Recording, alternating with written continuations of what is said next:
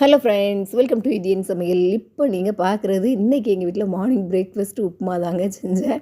அதாவது உப்புமான்னு பேரை கேட்டாலே சிலவங்களுக்கு கடுப்பாகும். அதுவும் ஹாஸ்டலில் இருக்கவங்களுக்கு செம்ம கடுப்பாகும். கொலவெறி ஒரு உப்புமாவா அப்படின்ட்டு.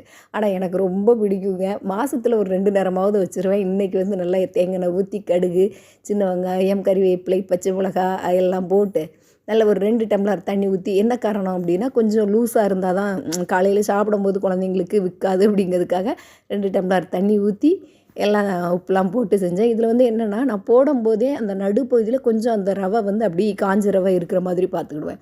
அதுக்கப்புறம் அந்த ஓரத்தில் உள்ள தண்ணிலாம் வற்றின பிறகு எல்லாத்தையும் சேர்த்து நல்லா கிண்டி வச்சுட்டு ஒரு 2 நிமிஷம் அப்படியே மூடி வச்சுட்டா நல்லா சாஃப்டாக குலைவாக இதமாக இருந்த மாதிரி இருக்கும். இது வீடியோ போட்டு இதே நிறைய வியூஸ் போச்சுங்க. நான் அந்த வீடியோவை இந்த வீடியோவோட ஃப்ரண்ட் பேஜில் வந்து நான் பின் பண்ணி வைக்கேன். நீங்கள் பாருங்கள். இவ்வளோ தான், சூப்பராக இன்றைக்கி பிரேக்ஃபாஸ்ட்டை முடிச்சிட்டோம்.